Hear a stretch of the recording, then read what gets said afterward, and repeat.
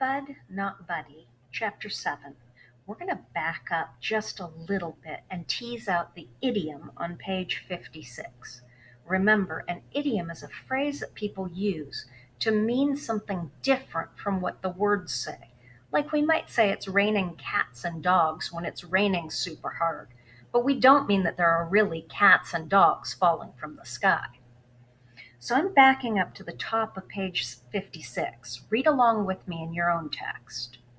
Rules and things number 16. If a grown up ever starts a sentence by saying, "Haven't you heard?" Get ready, because what's about to come out of their mouth is going to drop you head first into a boiling tragedy. It seems like the answer to "Haven't you heard" always has something to do with someone kicking the bucket. Kicking the bucket is a phrase that means to die. So if you know that, you can substitute it in. I'm going to reread it, substituting that in. It seems like the answer to "Haven't you heard" always has something to do with someone dying. Oh, yeah, that makes sense. And that makes sense why Bud would be worried that his friend, a person he looks up to and wants advice from, has died. All right, I'm going to go on. I'm going to reread that sentence I just read to make sure I've got it.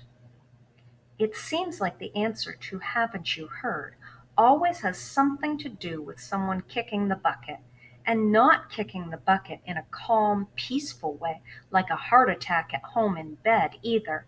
It usually is some kind of dying that will make your eyes buck out of your head when you hear about it. It's usually the kind of thing that will run you out of a room with your hands over your ears and your mouth wide open. Something like hearing that your grandmother got her whole body pulled through the wringer on a washing machine, or something like hearing about a horse slipping on the ice and landing on some kid you went to school with. That section makes a lot more sense now that I remember that kicking the bucket means to die. Going on. I answered, "No, ma'am," and got my stomach ready to hear about Miss Hill biting the dust in some way that was going to give me nightmares. Ooh, there's another idiom, biting the dust. Biting the dust is another idiom that means to die.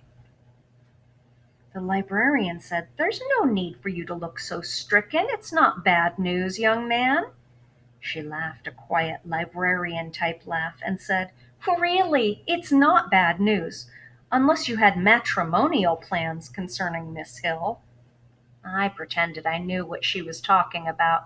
Most times, if you listen to how grown folks ask a question, they let you know what it is they want to hear. I said, "No, ma'am, I didn't plan that at all." She laughed again and said, "Good, because I don't think her new husband would appreciate the competition. Charlemagne, Miss Hill, is currently living in Chicago, Illinois." I said, "Husband? You mean she got married, ma'am?" The Well, that's funny. That's nobody I know. I'm going to back up a little bit on that paragraph. I said, "Husband? You mean she got married, ma'am?" The librarian said, "Oh, yes, and I must tell you she was radiating happiness." I said, "And she moved all the way to Chicago?" All right, now it's time to stop, think, paraphrase.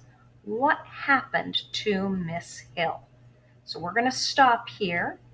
Think about what you just heard or read along with me about Miss Hill, and write it in your own words on this slide. Remember, you can use voice typing if you want to.